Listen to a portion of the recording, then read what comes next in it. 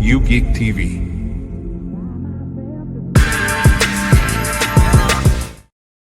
Welcome back to another episode 3 of the Unapologetic Opinion. I'm your host, Jari, Unapologetic Geek. I am joined once again by my good friend, Hoodie C. Brother, how are you doing, man? I'm blessed, man. Let's get it cracking. All right, let's go. I mean, you got your what's it, the Naruto headband you represent, you got your mango here, you got the old school Trooper Snoopy shirt on, man. Like, hey, you in a good mood, clearly. We ready to cook, dog. We ready to cook. Clearly, you're in a good mood. So this is where we will start today. My brother, a little movie came out maybe a week ago. Maybe so, maybe not. I don't know. But Companion, it was very interesting. To say the least, it was very, very interesting. So Companion is about basically this. It starts off with this woman talking about this guy who may or may not be the love of her life. And a lot of shenanigans ensue. Honestly, man, I wish I did not see the second trailer for this movie, because the way the movie plays out, if you don't know what it's about and where it's going, honestly, I think in my mind it would have been better. I enjoyed the movie very much. But my wife and I, when we were done with it, we both said we wish we didn't see the second trailer. The teaser trailer was more than enough, but the second trailer gives away too much, and it serves to the detriment of this film to me. That was my only problem, but man, I enjoyed the acting. I enjoyed the storyline and how everything unfolded. It's some wild shit happens in this film. And like, just when you think you know where it's going, it kind of veers off to the left a little bit. The only movie that kind of fits this horror, rom-com, dark humor type thing or subgenre that I could think of that was this good and this surprising is Strange Darling, which have you seen that? I have not. Don't even look for Strange Darling. Don't even look at the trailer. Do not look at the trailer. Don't look at nothing, because I went in watching one trailer. The synopsis doesn't really tell you anything. But wait, is that the movie with the lady and the cop? Yes.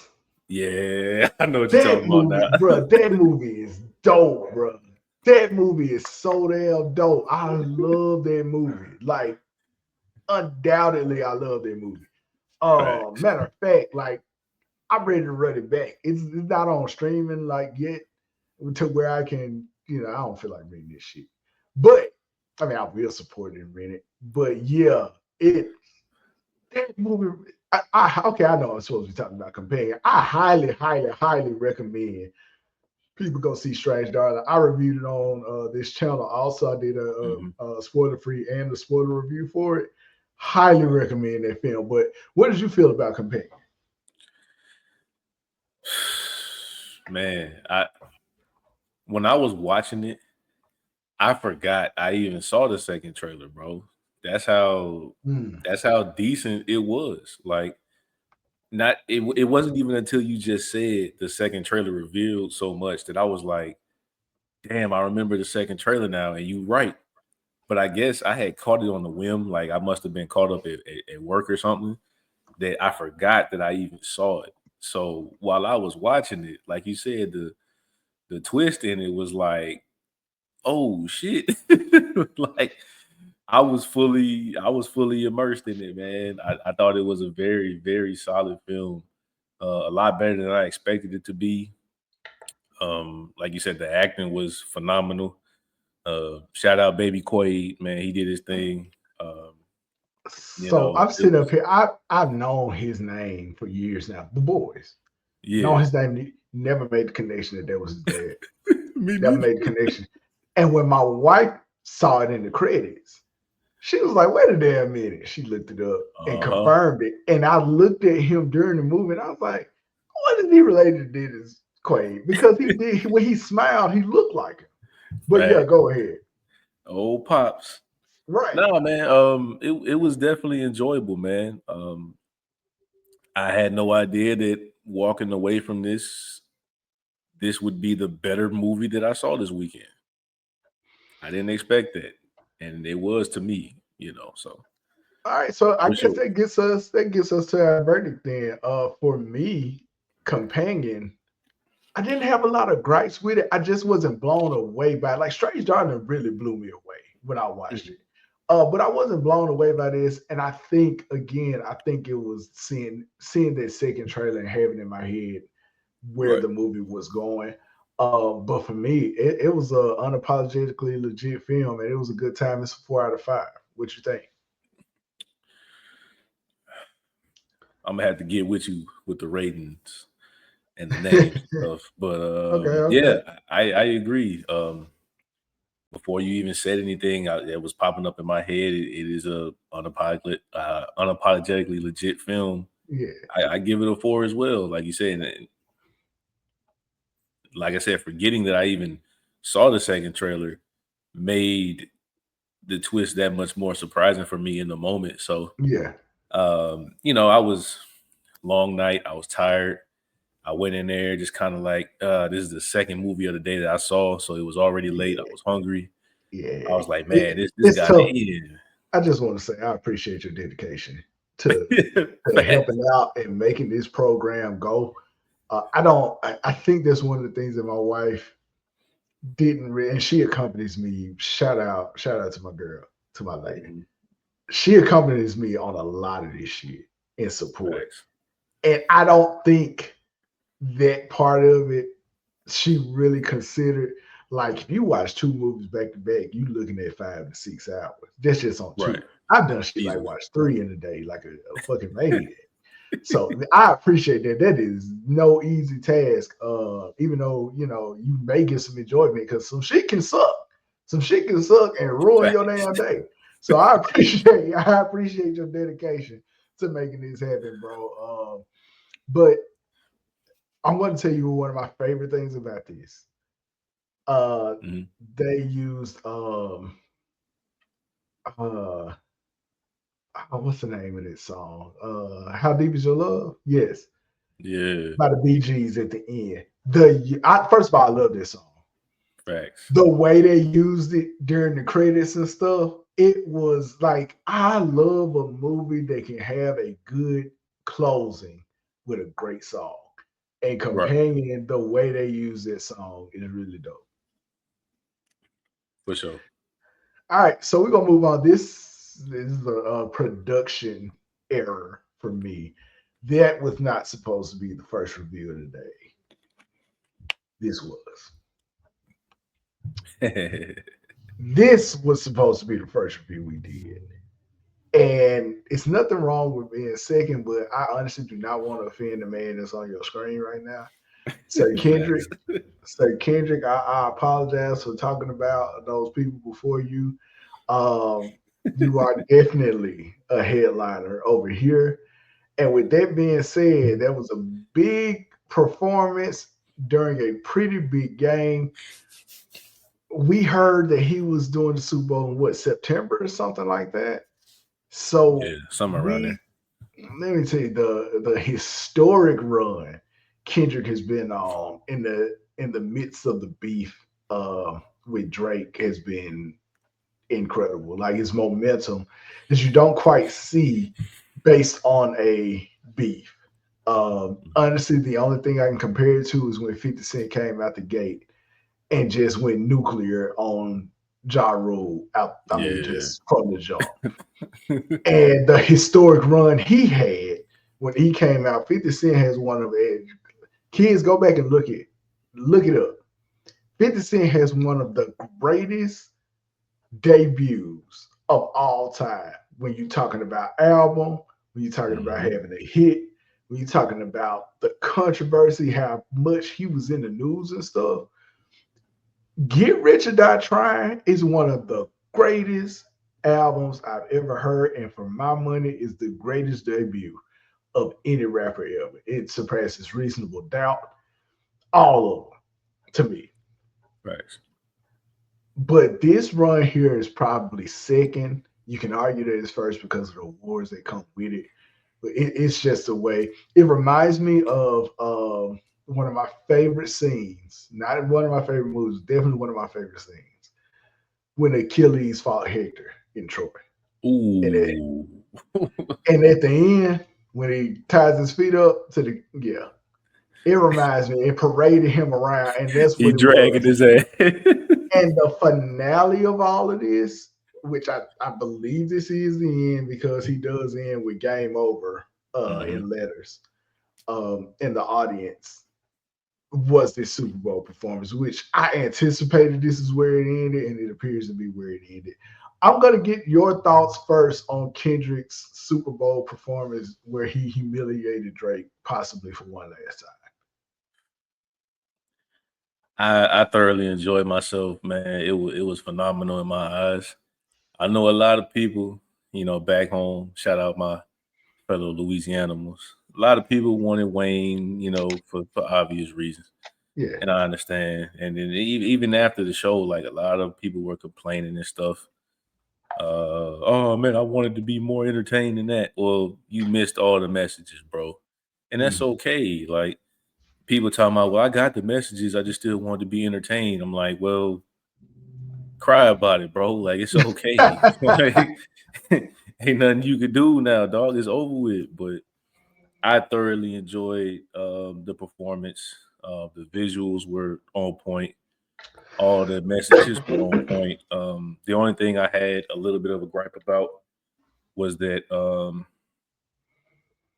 the music was kind of louder than he was, which that's okay, right? I mean, it's not really like a concert, you know what I'm saying? But beside that, I had no complaints. I've loved K Dot for a long time. Loved all of his projects, except for To Pimp a Butterfly. That was kind of weird to me, but hey, he's doing no wrong right now, bro. Like you said, He's mad. Talking about the Butterfly. You know what's crazy about this beef? Drake mentions that To Pimp a Butterfly is a great album.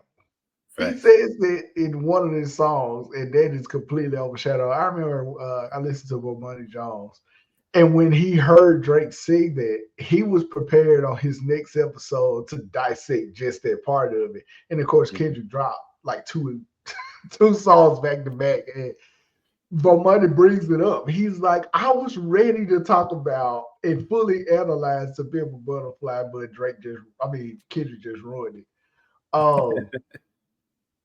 So, for starters, having Samuel Jackson be Uncle Sam, but in a way that apparently he reprised his role from a Spike Lee movie called Chirac, which I saw a little bit of it. I wasn't impressed, but I thought that was awesome. Here's, because we can go a little bit deeper on this, pause.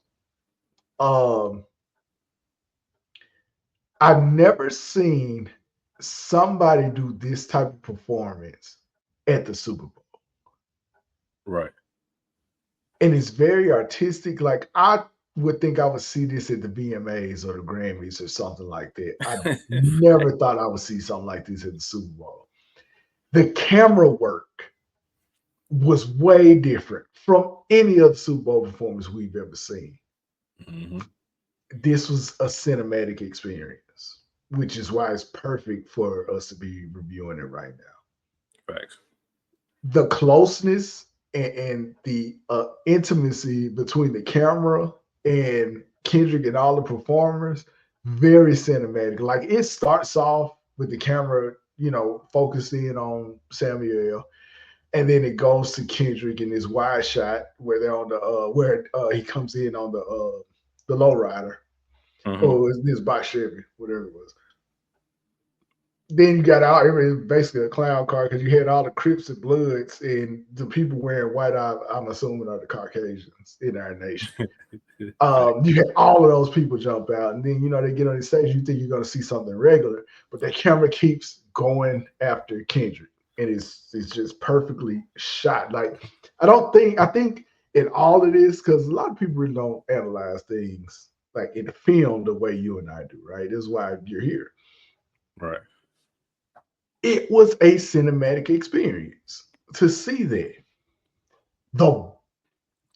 The unmitigated gall to decide to tell a story surrounding a beef, that takes some real cojones to just say, oh, I'm going to tell a story at the Super Bowl, and y'all just going to take this ride with me. Here's what I like about it. We go from the political messages to Uncle Sam basically saying, this is the biggest performance of your life. Don't mess it up. And then Kendrick proceeds to do the things like have a political message and find himself in a predicament where he could be sued again to quote unquote mess it up. I thought that was dope. Facts. I thought that was dope. Like, that's really cool that he did that. But boy, the teasers building up, and again, the story is surrounding this one single. Like, you had SZA come out, they did Luther together, and then they did All the Stars, which I believe.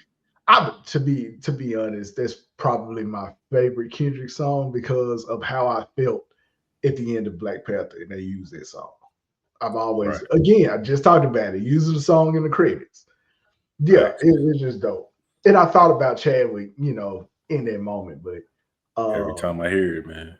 Every time, man. Every time. I actually watched a movie a couple weeks ago, I think. Yeah. And I get to that credit. Every time I get to the credits, I get goosebumps, man. Because it's just, man. Yeah, all right. Little derailment here, just a little bit of a derailment. The way that movie feels, the magnitude of how that movie feels, and when those credits come together, you can tell when the movie just came together perfectly and everybody was on the same page. And you felt like family coming out of there. And when you're going through the credits, you finally get to the part where they're making the I guess vibranium sculptures of everybody. Right. It's just so cool. In the part of the song that comes on when they get to that part, just thinking about it, man, it's dope. So we're gonna go to the antithesis of that. Kendrick, when Sam says, "You're almost there, kid," basically, don't F this up, and then they play the first chord, and then Sam is like, "Wait a minute." When I tell you, you can look at that part of their performance, you can look on Kendrick's face and how he's talking. He couldn't wait to get to that song. He couldn't wait. Then you have his background dancers, like their voices coming up, like, you really gonna do it? Like it. But when that beat dropped, I couldn't do it. This is my experience. I just started shaking my head. I just started shaking. That's all I could do, man. I just started shaking my head. What happened? Like, how was it for you? Yeah, man. I just knew he was in that mode, bro. He was. And I'm more surprised that he did the censored version, if anything else, because I thought he was going all the way over the top. He ain't gonna challenge the FCC. Nah, he ain't that, or the NFL. The NFL would erase you because we still had heard from old girl from Paper Planes. Oh, yeah, it's over with. What's Haley her Williams, name? whatever her name is. No, not her. No. You're right. They Swagger Like Us. They used her. It's not Santa Gold, is it? I think it is Santa Gold. Whatever her name was, Mia. That's her name. That's her name. Yeah. When I tell you they banished her to the shadow realm after she did this shit, We ain't heard from her since then, man. I feel like she was deported. I think she was deported for real. After they did the NFL said, look, NFL looked at her like, all right, you can have that one. Watch this. Never again. Never again.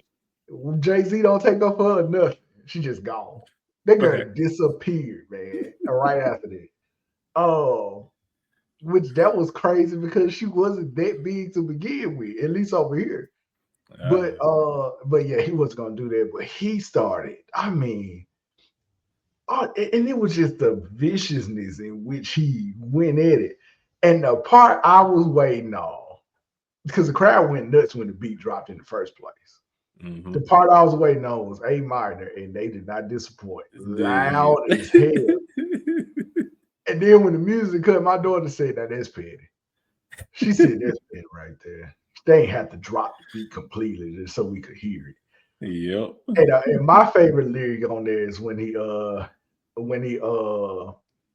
says certified pedophile, wop, wop, wop, wop, wop, I'm on the tough.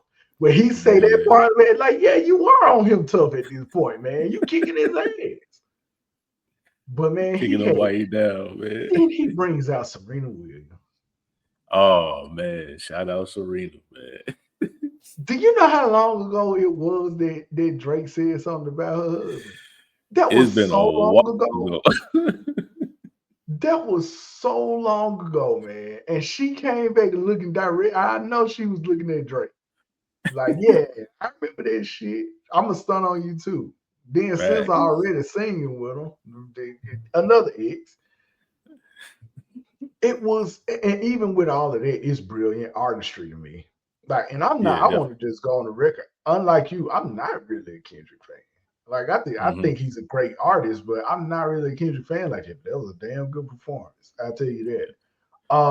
Thanks. And then, of course, he brings Mustard out, which is the other viral thing he has going on. And I thought that was cool. But yeah, he did a great job. I like the part when they were inside of one of those shapes, because that's another thing you had to notice. He was going inside of all of the different shapes at the beginning. Like it was a triangle.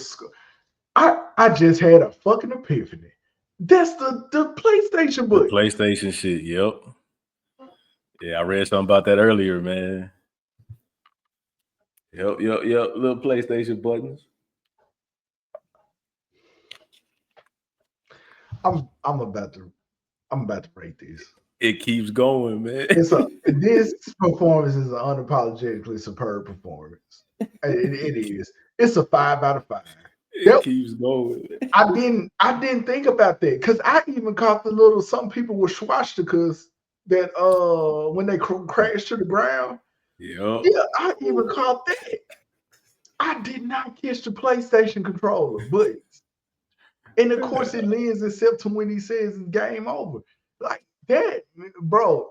It's one of, I don't know where it'll rank, because if we going off of like great Super Bowl halftime performance, you got Michael Jackson, right, Aerosmith, let's see, Beyonce, the one where she shut down, cut the power off. That one.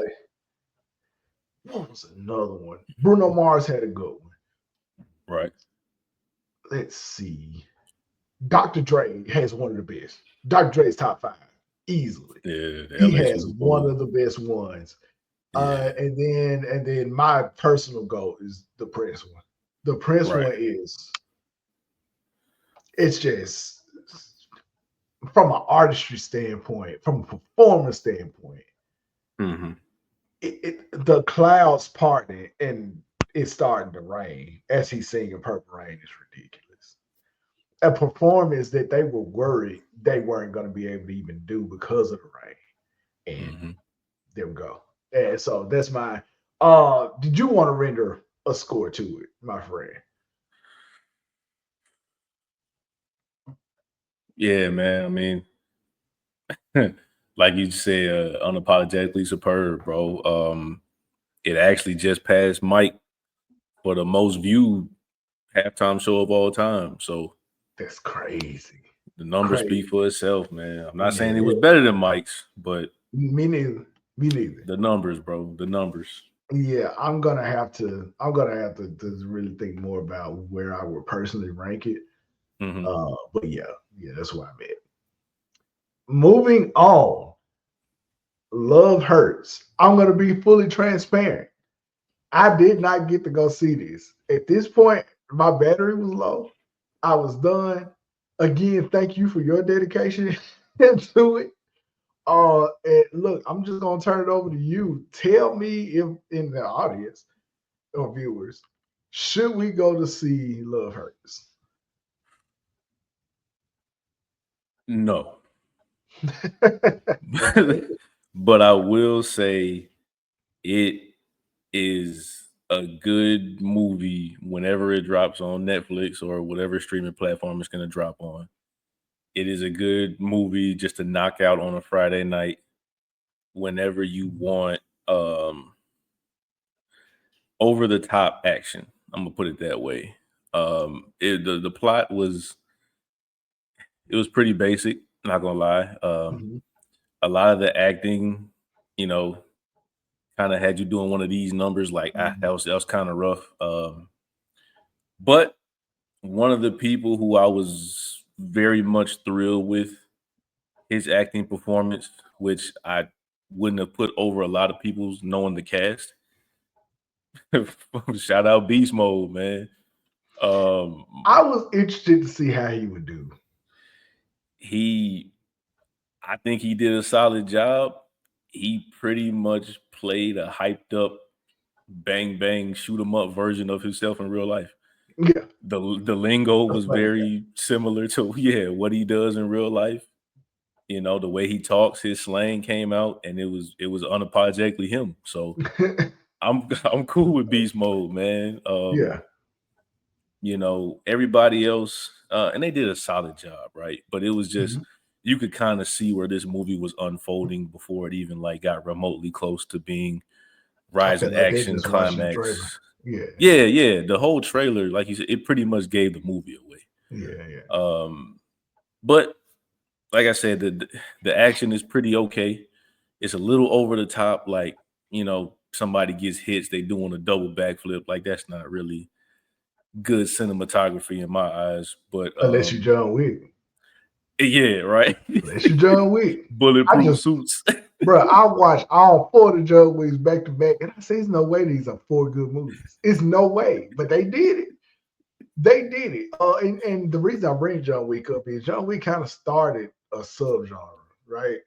With Right. the regular guy being just super extraordinary. And Love Hurts looks like he fits into that, along with Nobody and the Beekeeper, who is grossly overpowered. Right. Yeah, it just reminds me like John Wick kind of jumped off the superhuman killing machine Mhm. genre with absurd shit happening and but you disassociate yourself long enough from reality to enjoy it. But you're saying Love Hurts it is not even captivating on that. Nah, nah. And I'm a good fan of action. As I know you are as well. Yeah, But the whole time I was watching it, I was kind of like, that's a little too much for me, and that's a lot coming from me. You know what I'm saying? Like, bro.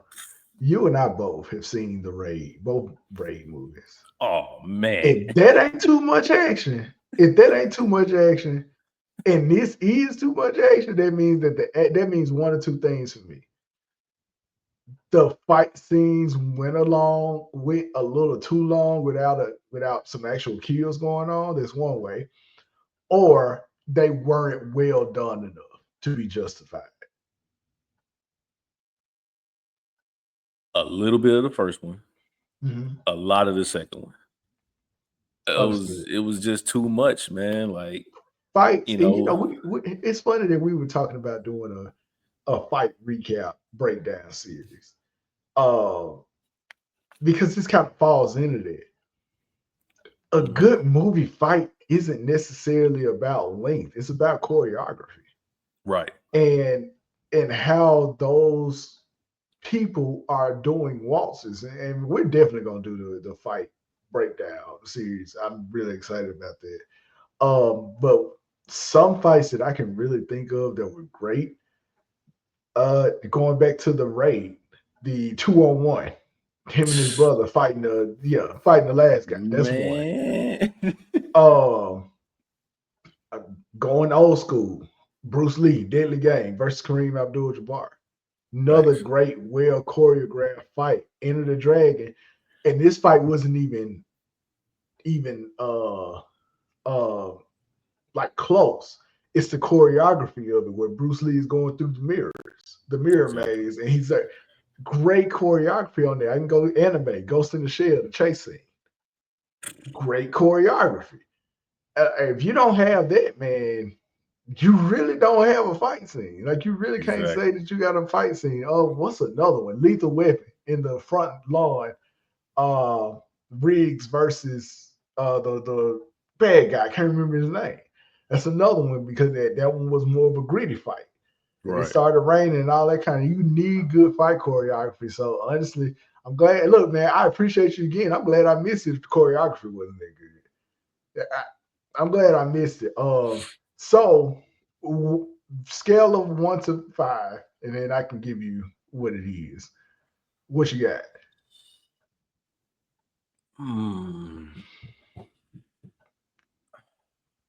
Like I said, man, the choreography of the fights, the simplicity of the plot, I just wasn't really captivated at all, bro.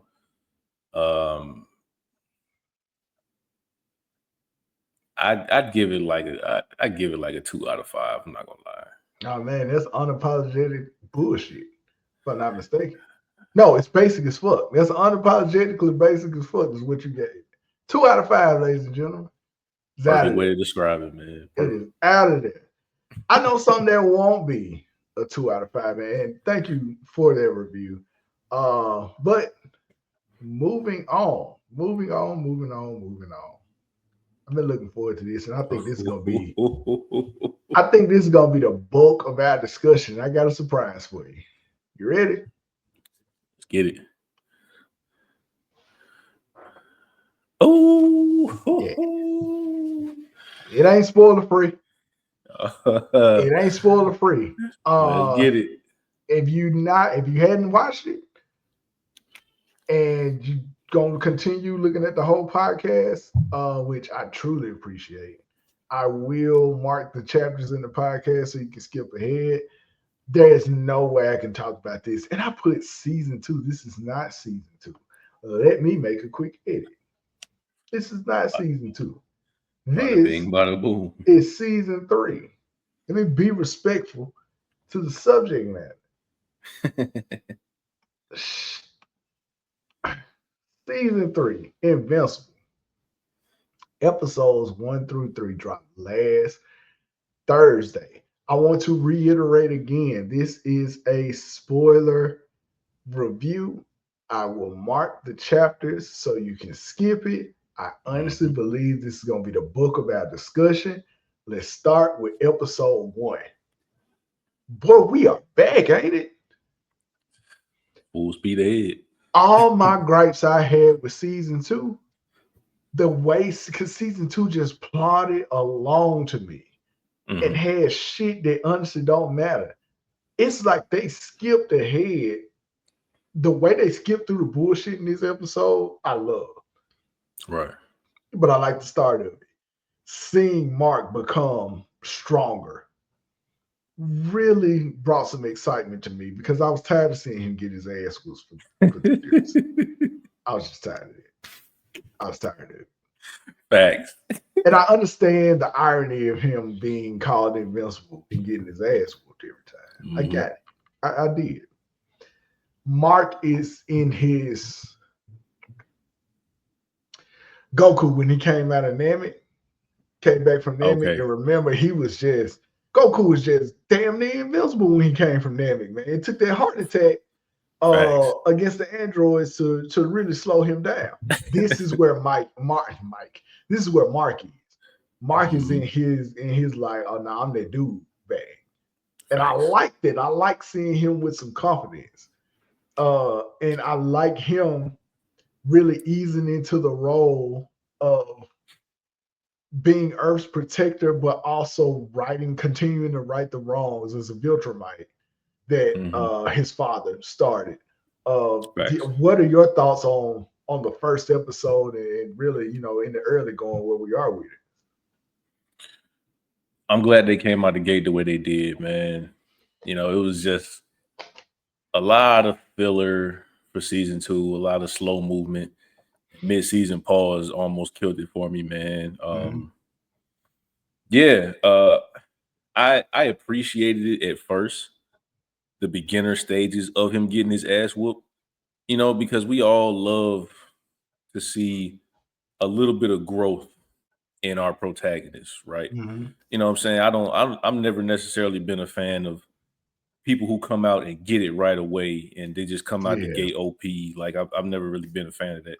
The only show that it worked on was One Punch Man for me. But the key thing about One Punch Man is not really about him, it's about the rest of the heroes, but it did work. Facts. Yeah, easily.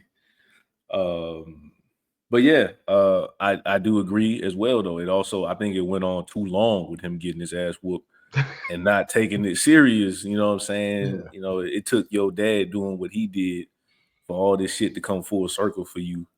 And like you said, I appreciate the fact that he knows he's that dude now. Like he does. He really does. And his peers acknowledge it. Yeah. Easily. So a good start, man. A good start, episode 1 for sure. All right. So let's dig into it a little bit. What is Duplicate's brother's name? Multipaw. Yeah. Multipaw came in pissed off, bro. Why did Multipaw do my boy like that?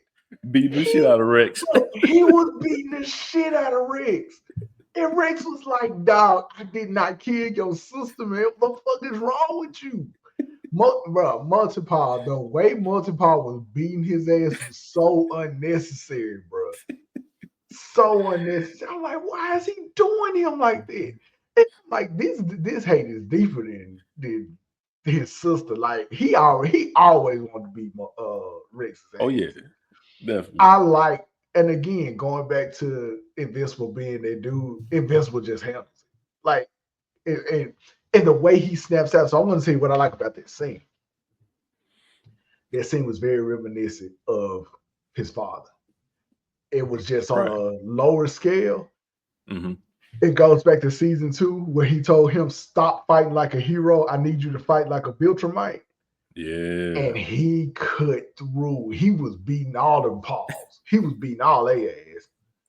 And I loved it. I love the difference in his fighting style now. Right. And how he just handled the situation. Then he had the dudes that were still in the Declaration of Independence. And he was easily handling them. Like it was, Invincible.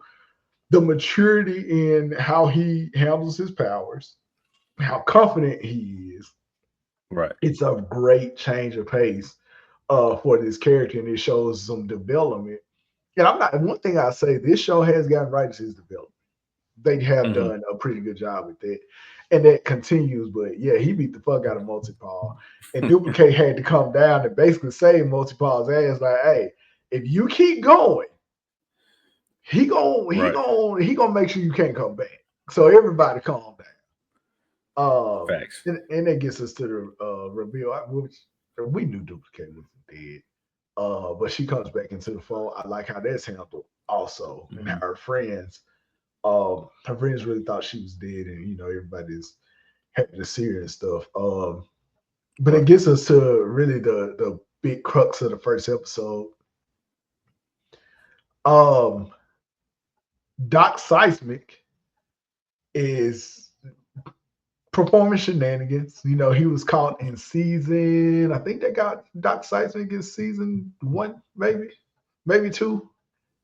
I think it was 2. They captured him, and he's just meditating. And what's our boy name? With the glasses, Cecil's right hand man, the one that's an android. Ooh, shit. That guy, He actually looks like he's from a different show. To me, he looks like he should be on King of the Hill. King of the Hill. Yeah, he does. But he's telling them like, sir, we're having these weird geological issues in these regions, and Cecil's like, I don't give a fuck about that. He's ready to move on. And then the surprise attack happens. And all of the heroes are captured except for Invincible and Adam Eve. And then Oliver, who the big reveal here is that his powers have manifested way earlier than Invincible. He can actually fly now. It looks like he has some strength to him too. He wants to go and fight, and Invincible's mom, she ain't having it, tell him to sit his ass down, and she'll convince Invincible to help him. Which is another touch I like. But one thing I appreciate about this show, and the first time it happens, is the episode where Battle Beast comes for the first time. And he beats the shit out of everybody. Villains that you think wouldn't be a problem for Invincible quickly become a problem for Invincible. I love that running theme of this show. And Doc Seismic, you thought he wasn't going to be a big deal. He wasn't going to be a big issue because when he tried to destroy the Mount Rushmore, Invincible was able to handle him pretty easily or whatever. Of course, he had some of the super villain hijinks, but this time, no, he had a great plan. He got all the heroes in one place. The only thing that messed him up is Adam, Eve, and Invincible weren't there. And even when they were there, making it abundantly clear, I don't mind him getting his ass whooped when it makes sense. It made sense for them to take the L that they were getting ready to take, against his team.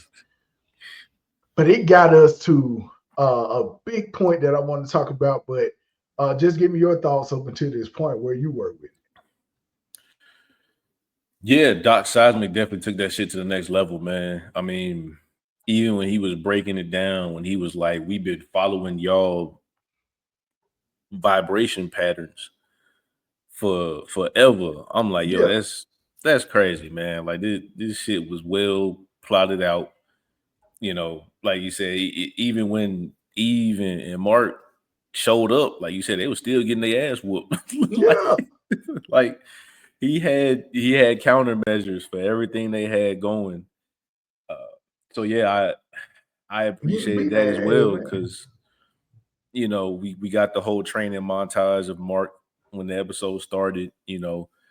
So and so % faster, so and so % stronger, and all that. So it was good to see that nice jump, but it showed that even in that increase of speed, strength, of endurance, he's still not all the way there yet. And I appreciate that the most. Yeah, he's not at all. And again, like I said, it's that slow build, to get him to where he is more of that dude. And like I said, I appreciate it. And I'm just trying to look it up because it's beating my ass that I don't know Cecil's assistant name. Like it is driving me nuts right now. That's his name? Yeah, it came to me like out the blue. So, but yeah, I love that development of his powers. And just to continue on with it, Cecil comes to the rescue. And he has those dead zombie cyber soldiers that we saw in season 2. But he also has Darkwing 2 with him. And we all know Darkwing, I refresh my memory on him. He was called Darkwing a murderer. I forgot when Darkwing 1 dies in that cursed city that's essentially Gotham. Darkwing decides to kill all of the criminals instead of taking them in. Darkwing and the cybernetic men come in. They clean house. They're beating the shit out of these creatures that Doc Seismic, these ancient creatures that Doc Seismic has enlisted in his cause. They free the other heroes, and they basically subdue them. My favorite thing in all of this is earlier in the episode, you saw where Cecil and Invincible essentially have become friends. Right.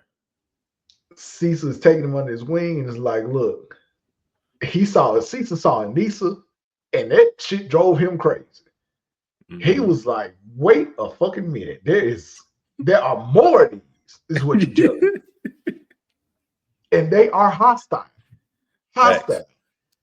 No So hesitation. the whole buildup is him being ready to fight Anissa, which I know, at least I think I know that fight is coming. But it's all about him, being ready to fight Anissa because Anissa dog walked his ass. And it was easy.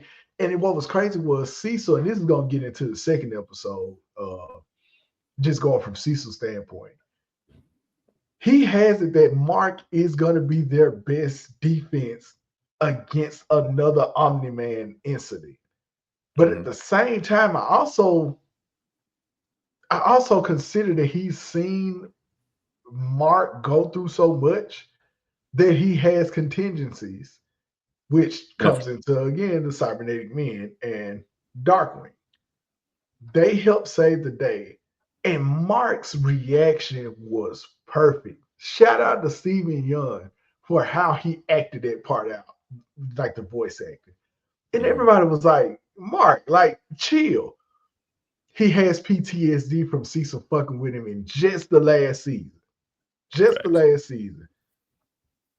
And he like, nah, fuck that. Why the fuck are we working with Darkwing? He killing people. Why the fuck are we working with these zombies? I just saw a good friend of mine go through some bull. Like, what the fuck is this? I love that we didn't have to wait another episode to get to that confrontation. He took off, went to Cecil.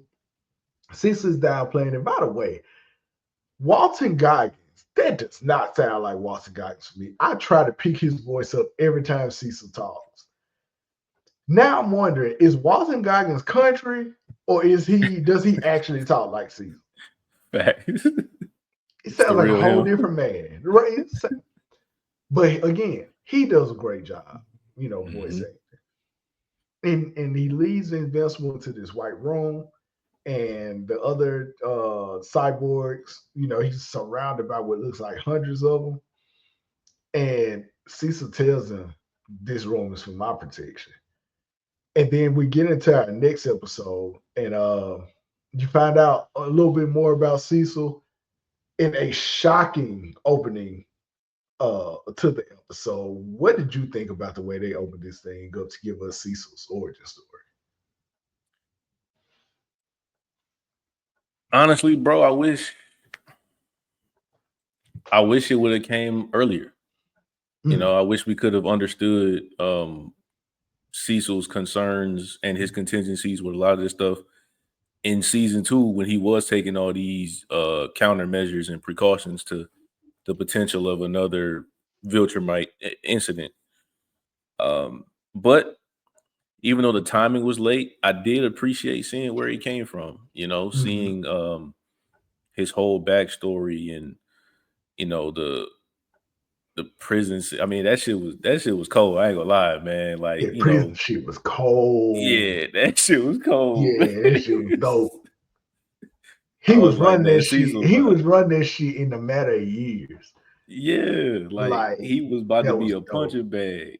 And then he reformed the whole prison system. He did. So, okay, let's unpack that part. So we, I want to take it back a little bit. It's these terrorists. Yeah, it's these terrorists that are setting off, they're getting ready to set off this nerve chemical, which it does heinous things to your body. It melts your skin off. Right. And I love the explanation that that's his old skin. That's what's left of his old skin after he melted him off when he was trying to protect people. You see that Cecil is willing to put his life on the line for a cause that he believes in. And that cause was putting away the bad guys. And then later on, his former director introduces these same terrorists to try and help them out. And they do help save the day. And Cecil shoots both of them point blank right. Pop. Kills them. Which leads him to prison in the first place. So that was like, you disobeyed direct orders and you murdered 2 people. You got to go. Right. And then, so here's my thoughts on where his former director saw. His former director is like, if he can reform these criminals and turn prison around. Let his ass out and he can have my job. He a Facts. bad motherfucker if he can pull that off. And he did. So that made sense. Mhm. And then the moment that I really liked, they showed that conversation with he and Donald. And Right. that part, you get that glimpse of his guilt into bringing Donald back as a robot over and over again. And Yeah. that's what snaps him back into the present day. I really like that touch. Like that was it to me, it kind of shows Donald as a weakness of his in Mhm. some form, but Right. it also is a glimpse into how far he's strayed away from who he originally was. Now he is morally compromised. And now he finds himself trying to convince Invincible of what he initially couldn't understand about working with the bad guys and reforming them instead of throwing Facts. them under the jail.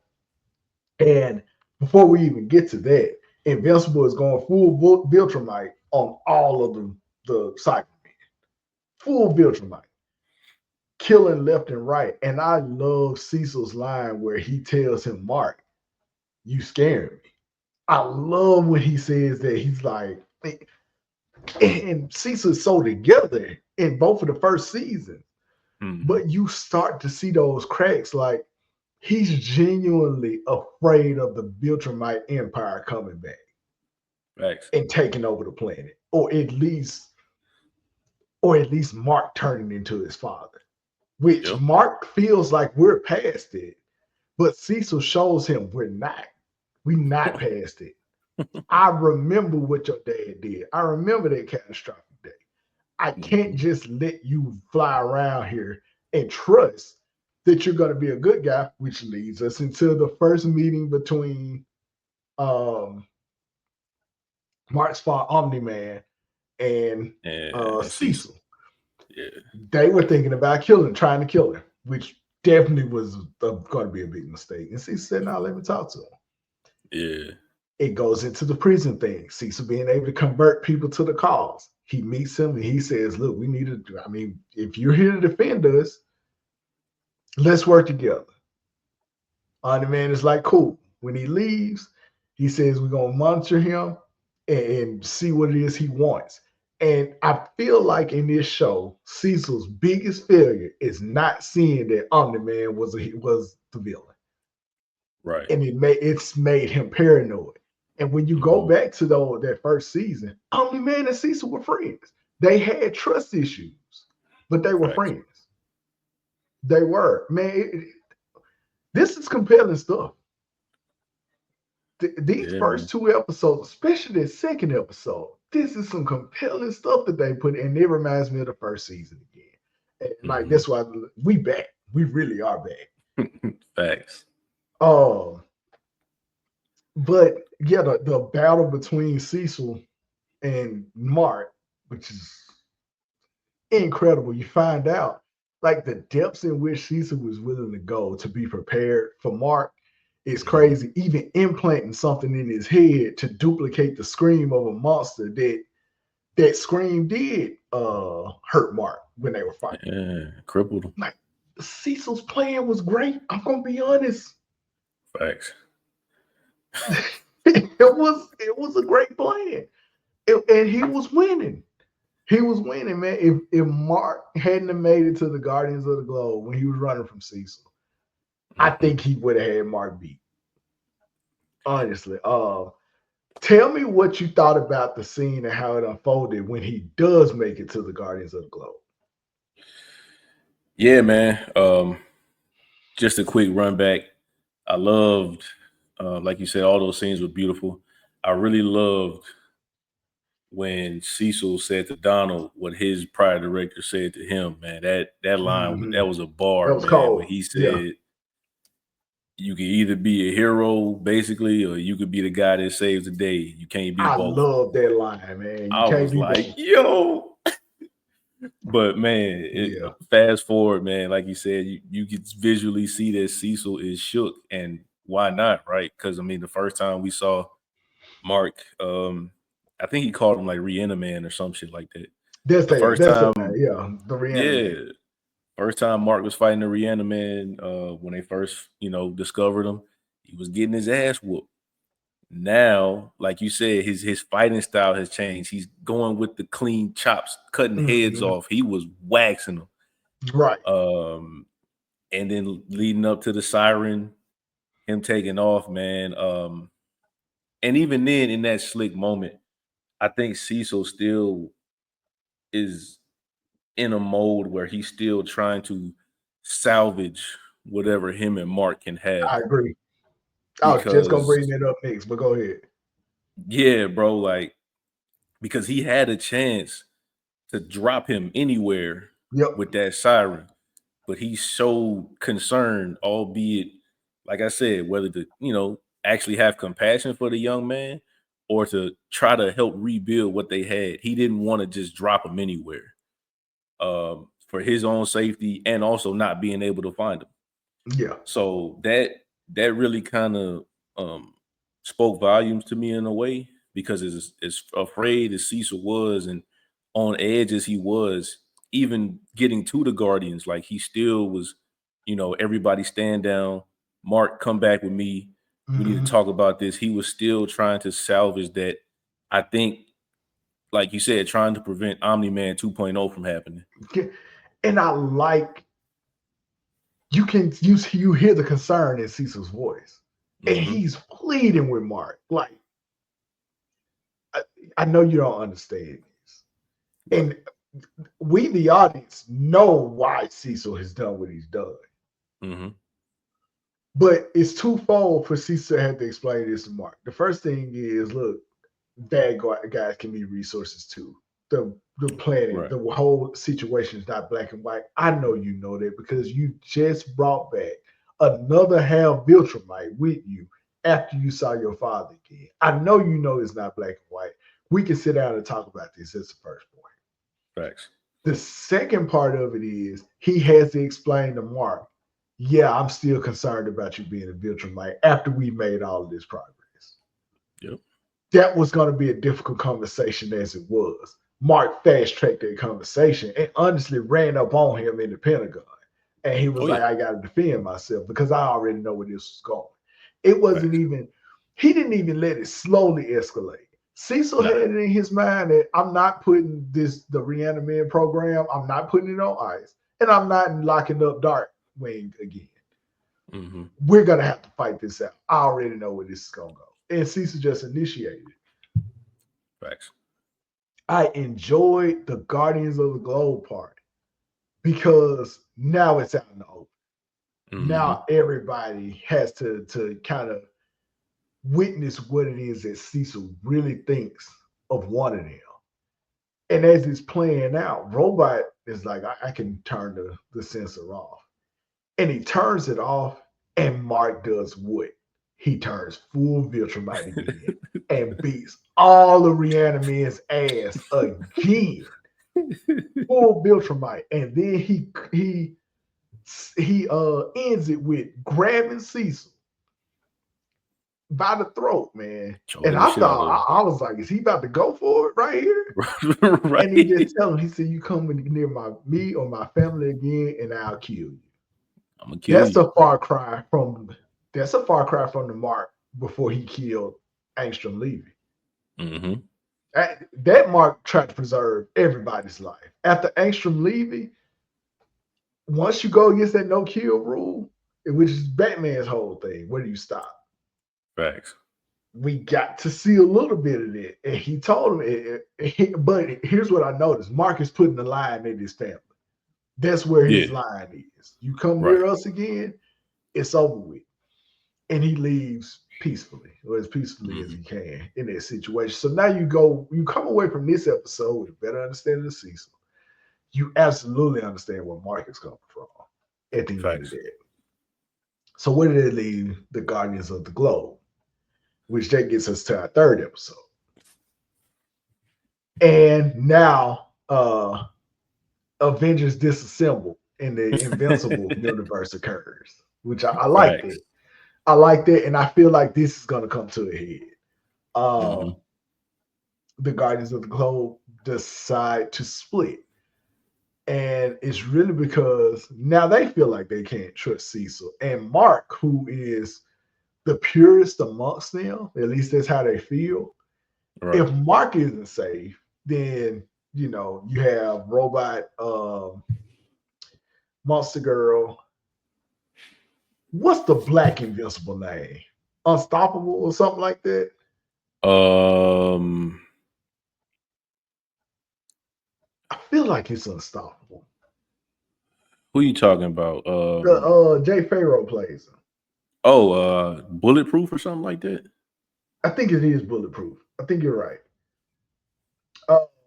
But them and who is the last person? And Rex Floyd. They all go to join to really not even join anybody. They're leaving and doing their own thing. Right.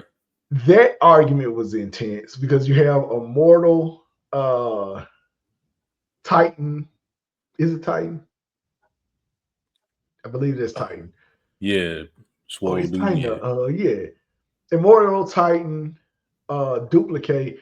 By the way, with the prior team, the Shrinking Girl, she goes with them too.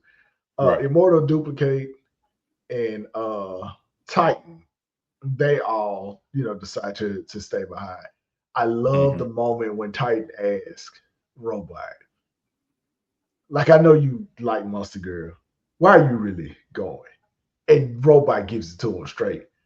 Right. Invincible is the strongest hero. I want to be on this good side. You know what? Robot, that's some real shit. Can't blame you for that. That was the realest shit anybody said, I'm not about to try. Y'all can try y'all luck with him. I seen them more to go against the Viltrumite and how they win. It didn't go in his favor. Facts. So I'm out. That's who I'm interested in how they would handle Mark and fight Mark. Right. Robot. Because if Caesar had those contingencies, ain't no telling what Robot got in his sleeve. Yeah, you're right. 1000%. Robot ready to roll with the boy. He ready to roll with the boy. He been ever jump off, but again, it's smart. And then it went over Monster Girl's head when he told him, when she kind of thanked him for helping Mark out, or joining her, and he said it made the most logical sense. Went over her head. She all in love and shit. Which that's why Titan followed up and was like, nah, man, nah, level with. Facts. Like, really, why did you do? That's it. So I enjoyed that, and I enjoyed the split between them. Then you have Mark training Oliver. Right. And that part where he comes out with his costume and he says his name is Kid Omni-Man. Oh man, I lost it. Mark and the costume designer was like, "Oh, you gotta be shitting me." Mark said, "You cannot go out there calling yourself Kid Omni-Man. You cannot under any circumstance call yourself that." Let's take a step back. I love the opening of this episode, the silent opening with just the music playing, and you had the super villain gay couple in their trials and tribulations. And I love how it transitions to our main characters, because I'm thinking, okay, you all are gonna give me like, and this still could be true in another episode, but I'm like, okay, you give me this somber origin story about what our main episode is gonna be about. No, not Kid Omni. Yeah, it was him. He just comes in and punches the shit out of one of them, and the music stops. That was hilarious. The music stops. He's like, "Nah, man, we here now. We whooping ass." But yeah, man, what did you think about this episode? Just where it starts us off with the new status quo for the Guardians of the Globe, and where Mark is in terms of spending time with Oliver. Man, it's a delicate relationship for sure. I think Mark is obviously trying to somewhat appeal to, obviously the big brother, little brother relationship. But I think what he's missing is it seems like Mark is almost trying to appeal to his human nature, but he doesn't have any. At all. Both his parents are aliens, bro. Like, I understand you and your mom raised Oliver, but that shit is like embedded in him. And even coming out with, obviously later in the episode, which we'll get to that eventually, but when he said, "Man, you sound just like Dad," what do you expect? It was chilling. Yeah, it was chilling when he got to that. Like, yeah, we'll get to that. Yeah, for sure. Your thoughts? Yeah, we definitely gonna get to that. But your thoughts on the Guardians of the Globe side?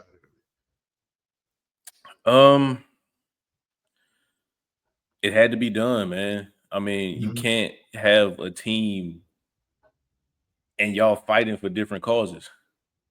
Like, you can't operate like that, man. And like Immortal is such a kiss ass. I think Rex Flow said it to him. Like, man, you a kiss ass bitch ass dude, man. And then he threatened him, which Titan was like, "Hey, you can't go back. You can't say shit like that." And y'all supposed to be cool. They're definitely gonna get into a fight, like both sides definitely. And all that, because the way, he told him more. Like, you want to leave it like that, really? Yeah. Like, this man straight up told him, "Y'all got 2 hours to get out of here." The fuck you gonna do? That's what I would have been off. What you gonna do? So yeah. Moving on, the 2 of my favorite villains, the Mauler twins. Yeah. The fact that one of them is a clone is funny to me, and neither of them know which one the clone is. I always think facts. But the Mauler twins come. Invincible decides he's gonna go, 2-on-1, handle it himself. Oliver, aka, I'm not calling him Oliver at this point. He's definitely Kid Omni Man, because the shit he does here, he is his father's son, even more so than Mark is. He is definitely his father's son. That boy got some problem. Mark had to go and stop a nuclear warhead, which is perfectly capable of doing. And the Mauler twins think this is just gonna be a breeze. Yep. The suddenness of how serious these got is what surprised me. Yeah, facts. When he punched that one in the mouth and cracked his jaw, he couldn't talk anymore. My eyes perked up at that point. Oh shit! It's up now. I said, wait a minute, this kid is serious. And what did he do to the other one? He knocked his head off. Right? He flew through his chest. He flew through his chest, right? He killed the other by flying through. That's oh shit, wait a minute.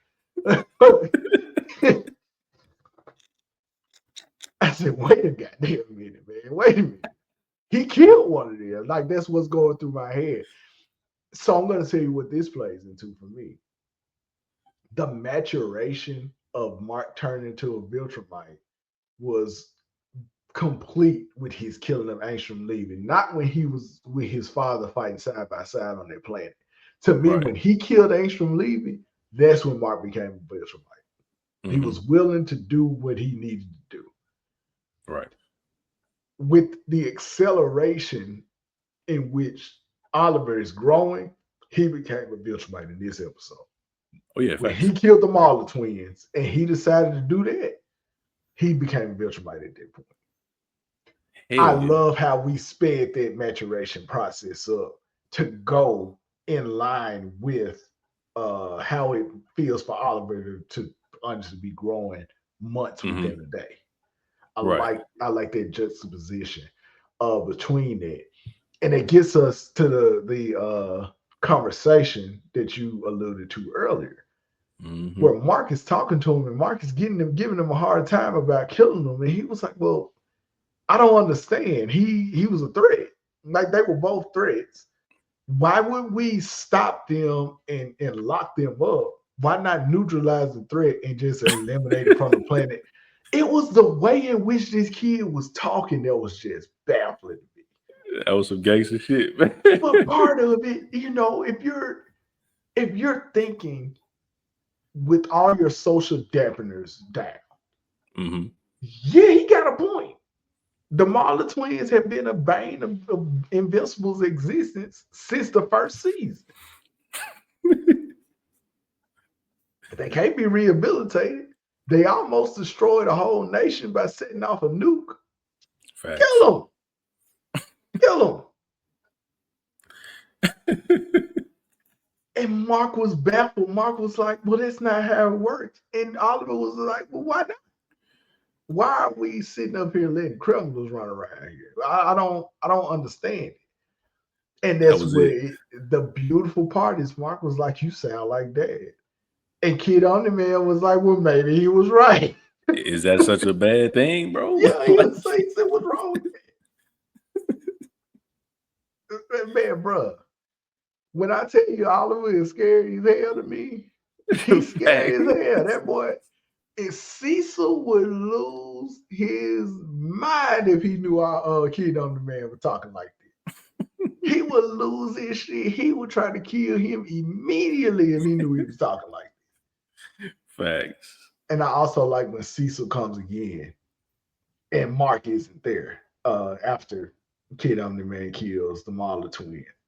And he, again, they're leaning into how scary Mark is in this season. And I like that so far. Because when he grabs Cecil out of nowhere and he tells him in that real solemn voice, he said, didn't I tell you to stay away from my family? He's prepared to kill Cecil right then.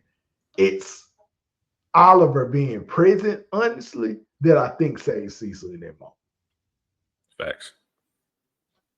I'm so ready to see where this season goes, especially with the end. And now that you know they're being watched, any theories on who they could be? My bet is Angel Levy again, an alternate version.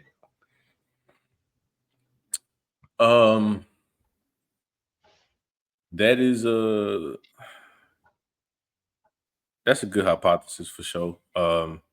It's either him or I don't know, man. I think that might be a little too far-fetched for now. I think that is a solid bet to say him. I don't know, man. I feel like it could be old buddy, man. Yeah, it could be old buddy who told Alan about going to go recruiting Yeah. Speaking of, I can't wait for Omni-Man and Alan Alien to break out. That's gonna be a fun fight scene because like Adam let the Viltrumites beat him. So I really want to see him cut loose, and I'm pretty sure it's coming when they break out. I think that's gonna be a dope scene when we get there. But so far, overall, I'm locked in. Like I said it to myself, I'm like this season gonna have to come with it, or this show's gonna lose me. And so far, everything that we love about Invincible has come back, man. But it's a really compelling story, and the main thing, making a situation of how far into his Viltrumite nature Mark is gonna lean into be your core story, I think is a good idea and a good way to go. Because it's something that's very unique, really, in the superhero genre. About this show is that there is a bad nature in your primary protagonist. And him fighting against it after in the first season, in the first episode, being shown how a full-fledged version of that bad nature can go, and Omni-Man killing the original Guardians of the Globe. I feel like there's such a compelling story to make the son suffer from the sins of the father, and that be your core of the series.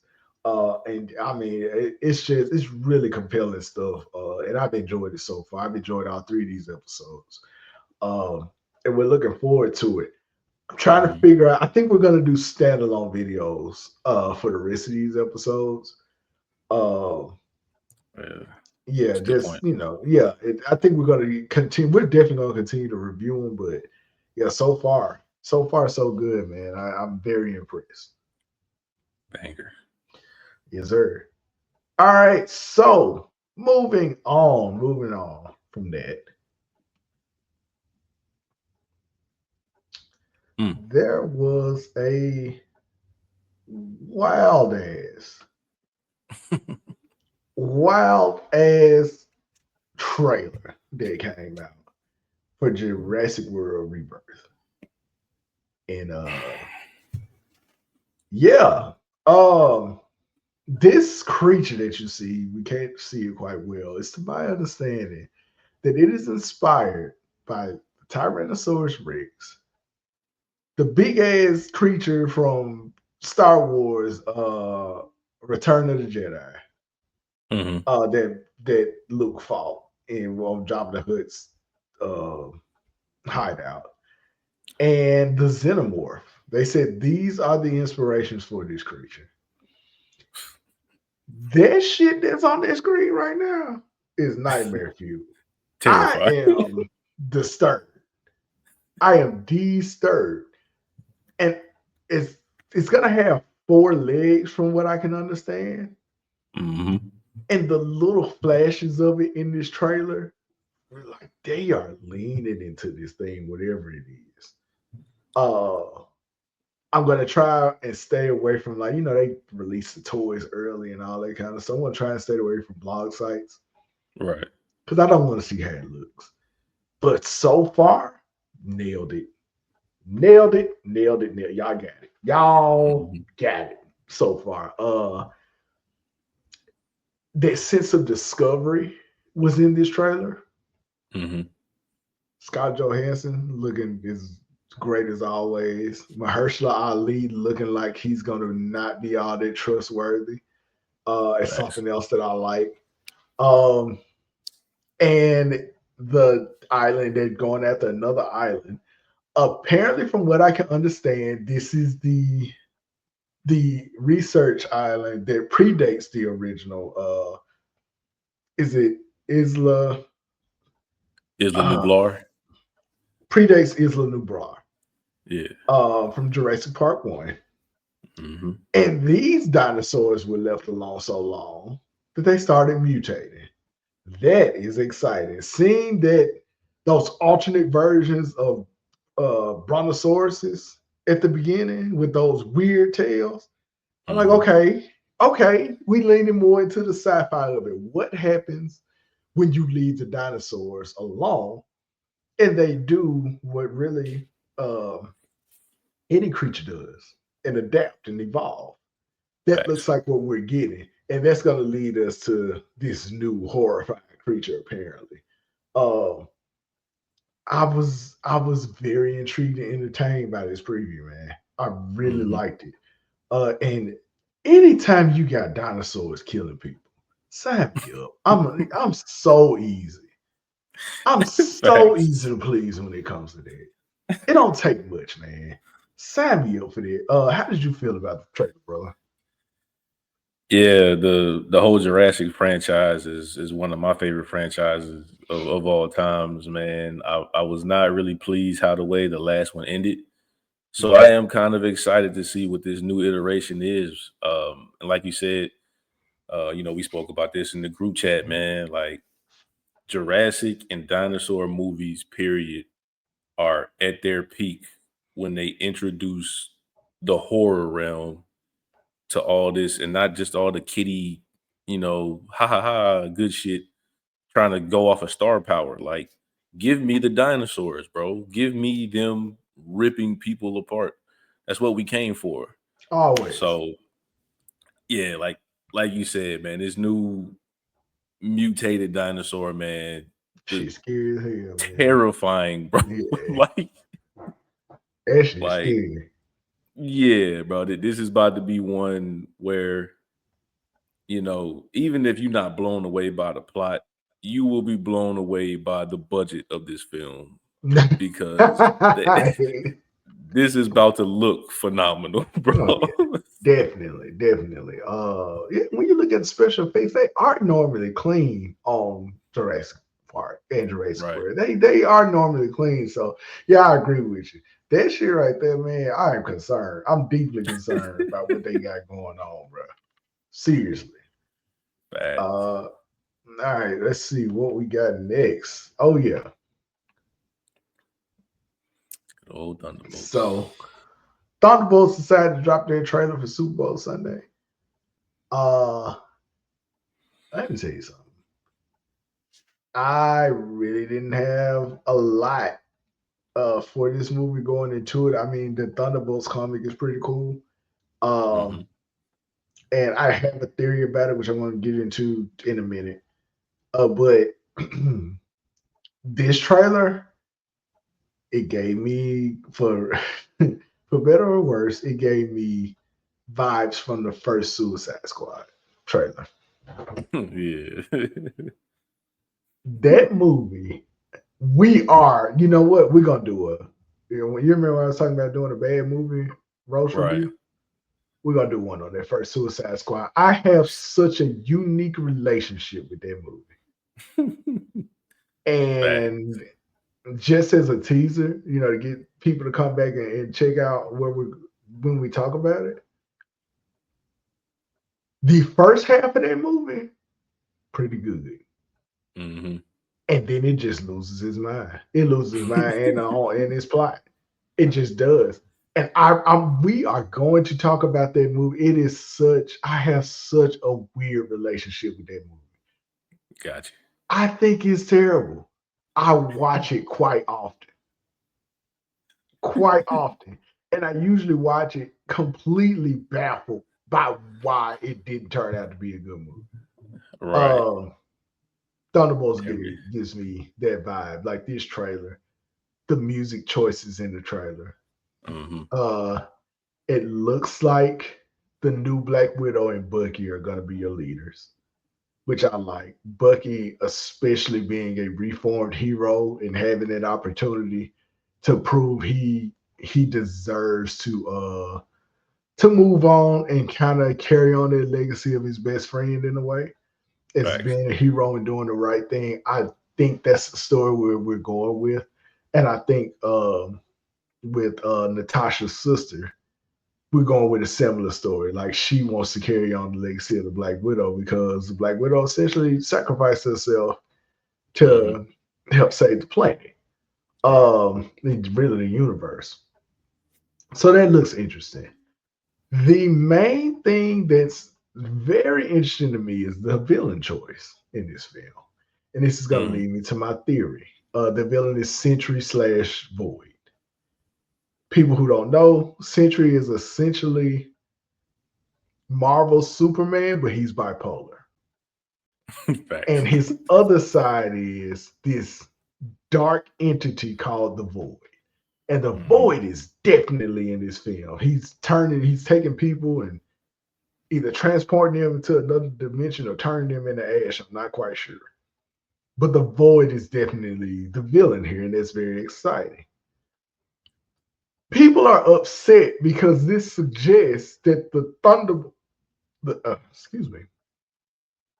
This suggests that the Thunderbolts are going to defeat the Void, right? The good guys have to win. Got two theories. The reason that Asterisk is down there is that the Void is going to kill all of them except for maybe Bucky.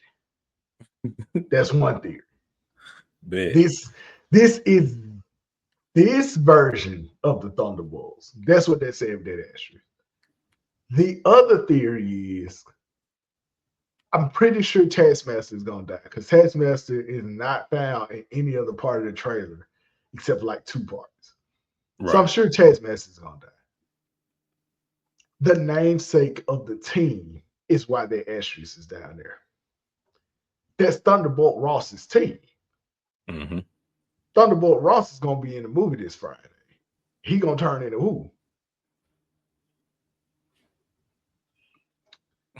The Void is too strong for any of these members. Facts. The Hulk has gone toe-to-toe with the Void many times. One of them fights was excellent in World War Hulk between he and the Void. If anybody can go toe-to-toe with the Void, it's a pissed off Hulk.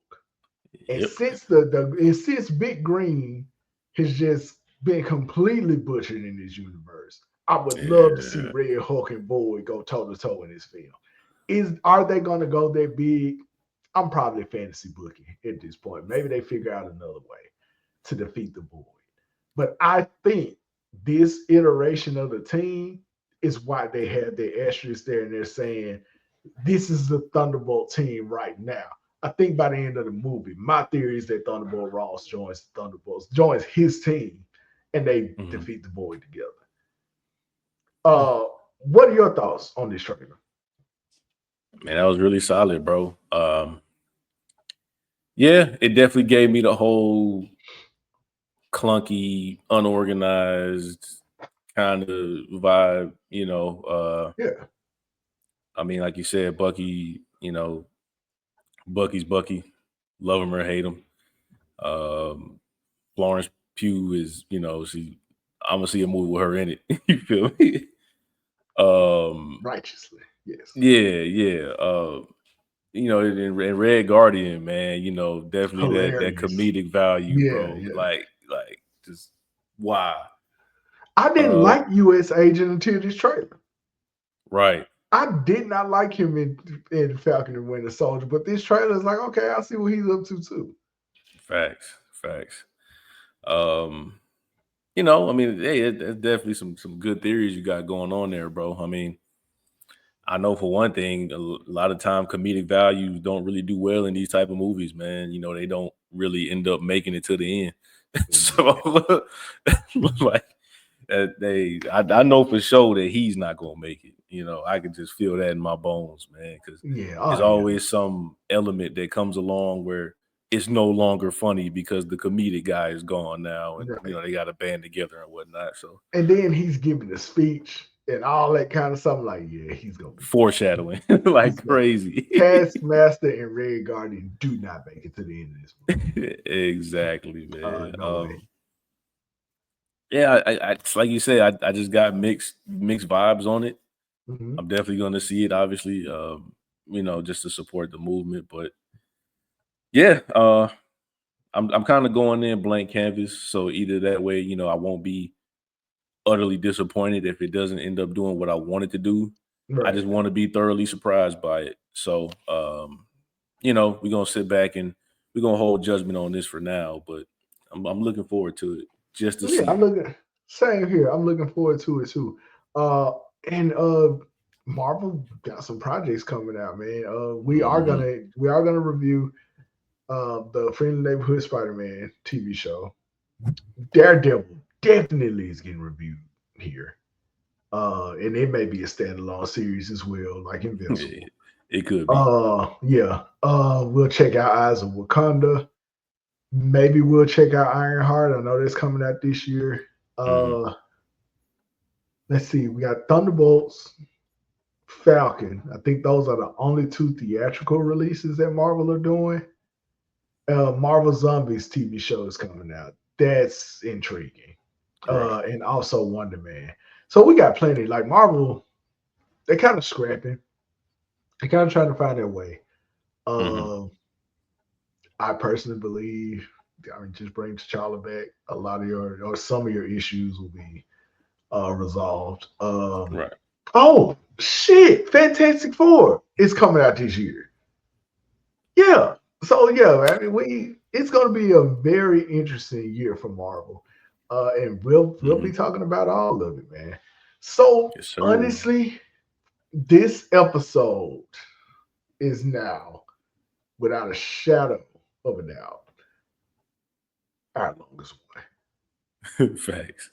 And we talk about every damn thing. Broke it down. Man, it was a good time.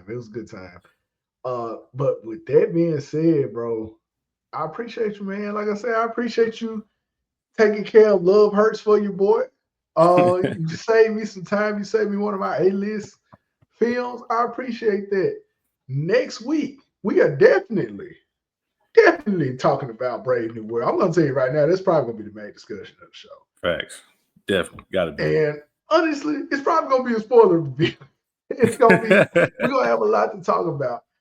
So yeah, I can assure you that I don't know what crazy news It's gonna go on, during the week when it comes to Hollywood, but I can guarantee you, Captain America: Brave New World will be discussed. And with that being said, bro, on behalf of my good friend Hoodie C, I'm Jarius, Unapologetic Geek, and this is the Unapologetic Opinion, and we are air.